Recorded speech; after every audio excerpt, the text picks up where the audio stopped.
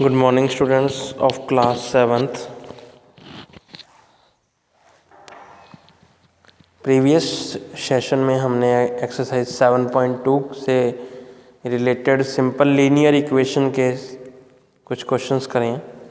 Now we are going to discuss exercise 7.3 question based on simple linear equation word problem.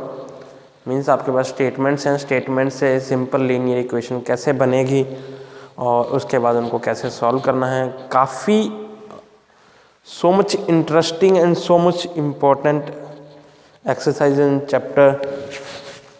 Without this chapter you cannot do any questions of class 8th, 9th and 10th.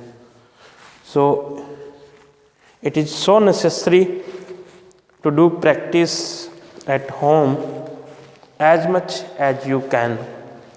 So let's start. Exercise 7.3 question number 1. Hindi बनानी आनी चाहिए इनकी, आपको हिंदी बनानी आएगी तभी आप question कर सकोगे।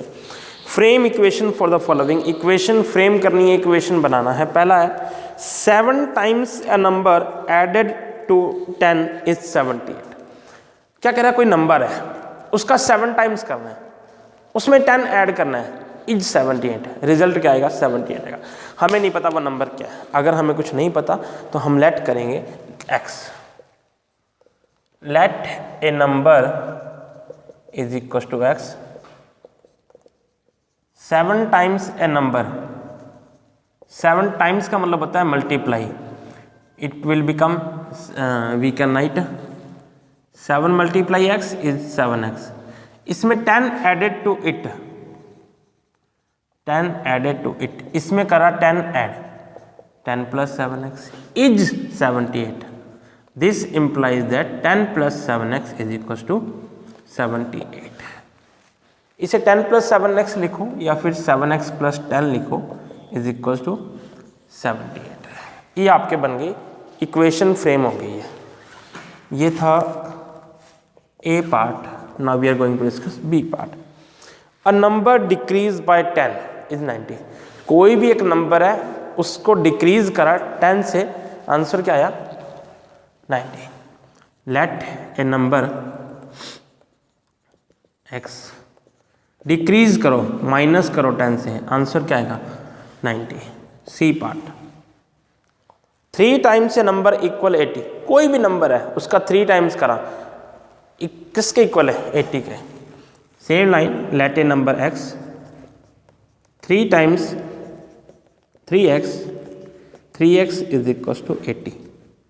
80 क्यों, मतलब अकॉर्डिंग टू क्वेश्चन एक नंबर उसका 3 टाइम्स किसके इक्वल है 80 के। D E F G homework रहेगा। Frame the equation and solve. Question number 2। Question number 2 में क्या करना है, आपको फ्रेम भी करना है और सॉल्व भी करना है। देखो सबसे इंपॉर्टेंट है फ्रेम करना। अगर फ्रेम कर लिया तो सॉल्व करना तो 7.2 में सीख ही लिया आपने। फ्रेम करना 3/2 ऑफ ए नंबर इज 270। कोई भी नंबर है उसका 3/2 करना है। पहला क्वेश्चन मैं आपको अच्छे से करा रहा हूँ, बाकी आपने सेल्फ करने हैं। लेट ए नंबर, कोई भी एक नंबर लेट कर लिया x, इसका 3/2 करो। 3/2 ऑफ दिस नंबर, 3/2 कैसे करेंगे भाई, 3/2 मल्टीप्लाई x, और इसको मल्टीप्लाई करना फ्रैक्शन वाले चैप्टर में, रैशनल नंबर वाले चैप्टर में कैसे करा था, ऊपर का ऊपर और नीचे का नीचे। किसके इक्वल है, इज का मतलब है 80 क्यों, अकॉर्डिंग टू क्वेश्चन ये जो नंबर आया है किसके इक्वल है 271 के। और इसको सॉल्व करना हमने 7.2 के अंदर सीखा है। कैसे सीखा भी, CM कर लेते हैं, क्रॉस मल्टीप्लाई। जैसे 3x को 1 से करा 3x और 2 को 270 से कर देते हैं भी, क्रॉस मल्टीप्लाई कर लिया ना। चलो 3x is equal to 540, multiply वाला 3 डिवाइड में शिफ्ट हो जाएगा और डिवाइड करोगे तो आपके पास आंसर आएगा 180। देखो फ्रेम भी कर लिया और फ्रेम करने के बाद सॉल्व भी कर लिया, इजी है। इसका बी पार्ट,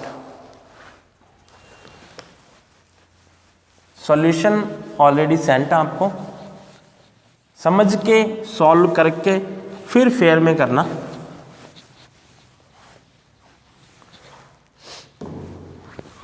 बी पार्ट किसका, क्वेश्चन नंबर 2 का।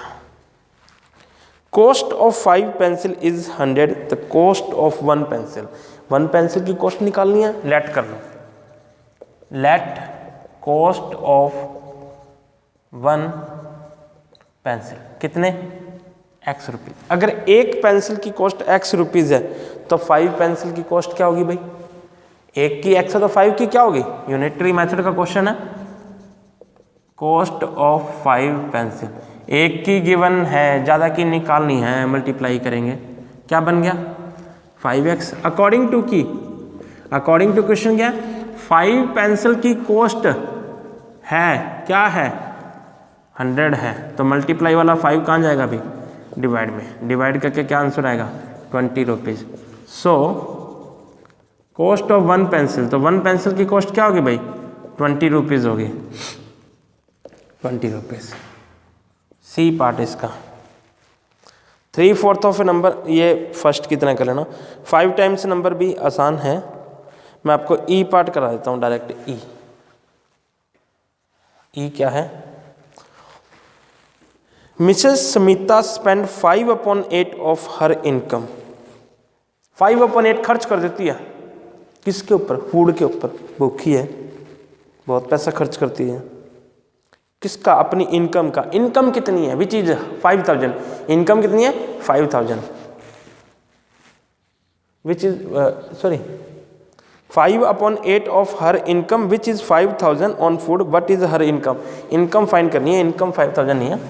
Late Smita income x rupees, इसका कितना खर्च करती है 5/8 ऑफ x, कितना है खर्च, कितना करती है 5000 रुपये, कम ही करती है बेचारी, ऑफ की जगह x आ जाएगा, मल्टीप्लाई आ जाएगा 5000, 5 को x से मल्टीप्लाई करा, 5x/8 is equal to 5000, 8 multiply में जाएगा, 5 डिवाइड में आ जाएगा, डिवाइड वाला 8 कहाँ जाएगा मल्टीप्लाई में, मल्टीप्लाई वाला 5 कहाँ आएगा डिवाइड में, 5 की टेबल से 1000 पे, 1000 को 8 से मल्टीप्लाई करोगे 8000, मतलब उसकी 8000 रुपये महीने की सैलरी है, जिसमें से वो 5000 रुपये खाने पे खर्च कर देती है, बाकी के पता नहीं क्या करती है। समझ में आया, आसान है ना चीज़ें, हिंदी बनानी आनी चाहिए, हिंदी आएगी तभी क्वेश्चन कर पाओगे।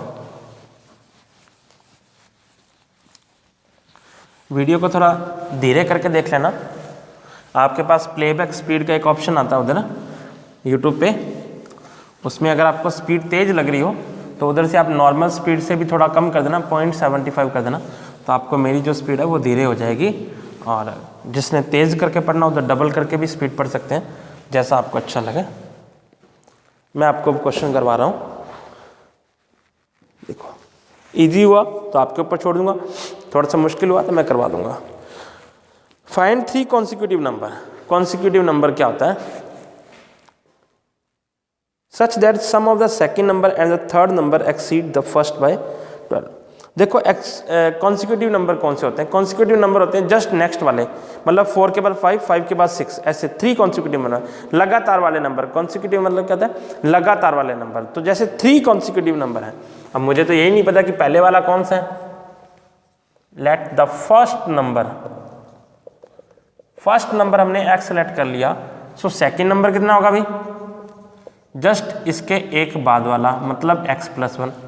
So third number, third number क्या होगा, सेकंड के एक बाद वाला, मतलब x+2।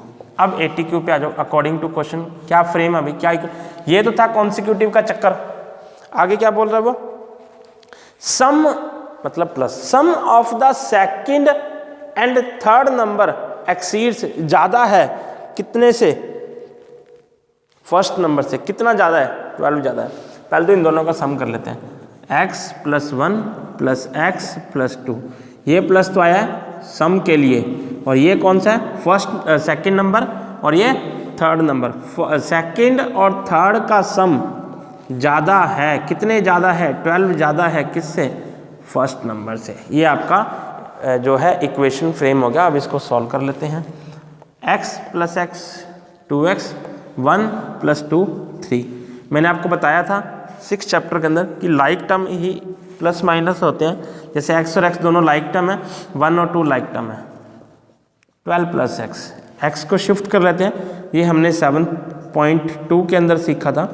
एक्स को इधर ले आया, 3 को उधर भेज दिया, 2x में से x का मतलब ये अकेला 1x होता है, 2x में से 1x गया 1x और 12 में से 3 करा 9। ये आपके पास आंसर आ गया। आसान है, फोर्थ आसान है, खुद कर लेना। फिफ्थ करा देता हूँ मैं, फिफ्थ थोड़ा सा टफ है, फिफ्थ करा देता हूँ मैं आपको।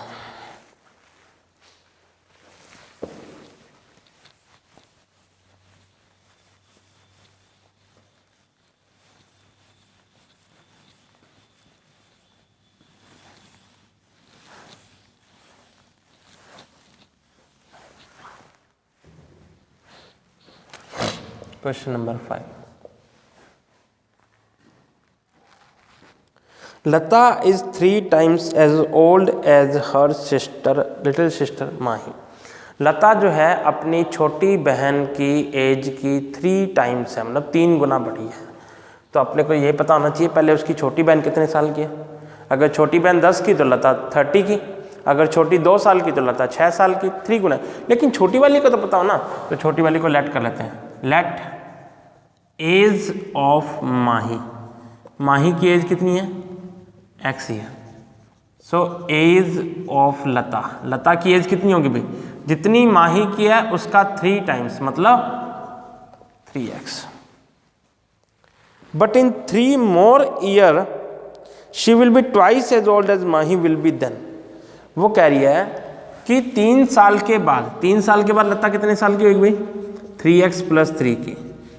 3 साल के बाद लता की एज होगी 3x + 3 और माही की एज होगी x + 3।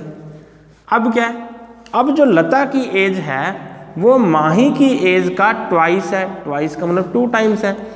तो 3x + 3, 2 को दोनों ब्रैकेट से मल्टीप्लाई कर देंगे। डिस्ट्रीब्यूटिव प्रॉपर्टी की जगह जो 4th 5th स्टैंडर्ड में पढ़ी थी, 2 को x से मल्टीप्लाई करा 2x, 2 को 3 से मल्टीप्लाई करा 6, 2x आ जाएगा इधर और 3 चला जाएगा उधर। 3x - 2x 1x, 6 - 3 3, तो x आ गया 3 के इक्वल। मतलब माही की एज है जो 3 ईयर है और लता की एज क्या हो जाएगी 3 × x, 3 × 3 9 ईयर। तो लता जो है वो 9 साल की है और माही जो उसकी छोटी बहन है वो 3 साल की है।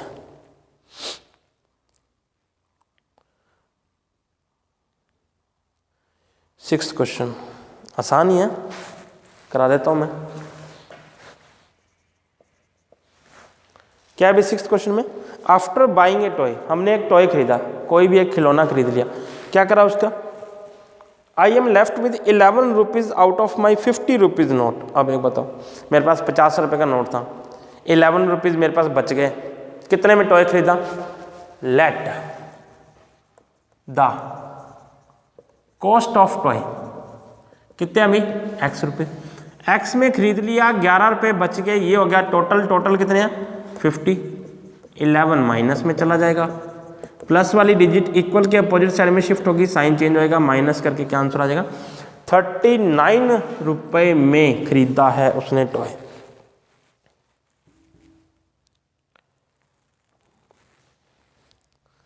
देखो भी क्वेश्चन नंबर 7 देख लो, थोड़ा सा टिपिकल है। The difference in age between a boy and his younger brother is 4। एक लड़के में और एक उसके छोटे भाई में कितने साल का डिफरेंस है, 4 साल का। The younger brother in turns is 4 year older than his brother. The sum of the age of younger brother and his brother is 16। How old are 3 children. देखो सबसे पहले क्या कह रहा है कि ये तो कह रहा है कि एक तो बॉय है, फिर उसका एक यंगर ब्रदर है, फिर एक ब्रदर है। क्या कह रहा है कि ये यंगर ब्रो है, मतलब जो बीच वाला है वो छोटे वाले से 4 गुना 4 साल बड़ा है, और ये वाला इससे 4 साल बड़ा है।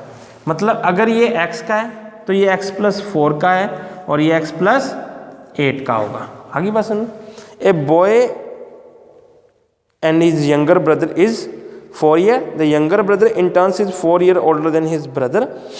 The sum of the age of younger brother and his brother is 16. ये कह रहा है कि x + 4 और x दोनों का सम क्या है 16, तो x plus x 2x plus 4 is equal to 16, plus का 4 कहाँ जाएगा माइनस में, 2x is equal to 12, x is equal to 12/6। तो ये 6 साल का, 6 और 4 ये 10 साल का, और 6 और 8 ये 14 का। तो 14, 10 और 6 ये आंसर आ जाएंगे। क्वेश्चन नंबर 8 देख लो भी कैसे करना है, आसान ही है, एक्सरसाइज कंप्लीट होने वाली है आपकी। कोई भी स्टूडेंट्स अगर आपको डाउट आता है इस चैप्टर से रिलेटेड या किसी भी चैप्टर में, अगर आप रिवीजन करते हो, प्रैक्टिस करते हो, तब कभी भी मेरे को मैसेज करके, कॉल करके आप पूछ सकते हो। क्वेश्चन नंबर 8,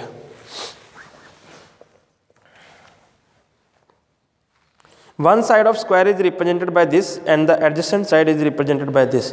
ये क्या कह रहा है कि एक स्क्वायर है, स्क्वायर की एक साइड कितनी है 4a - 7, और दूसरी जो इसकी एडजेसेंट, एडजेसेंट का मतलब होता है इसके पास वाली, इसके पास वाली ये कह दो चाहे ये कह दो, तुम्हारी इच्छा है, 3a + 5। और हमें पता है कि स्क्वायर की दोनों साइड क्या होती हैं, मतलब ऑल साइड क्या होती है इक्वल, तो मतलब ये दोनों इक्वल हैं। सॉल्व कर लेते हैं भाई, 3a को घर में ले आते हैं और -7 को घर से बाहर निकाल देते हैं।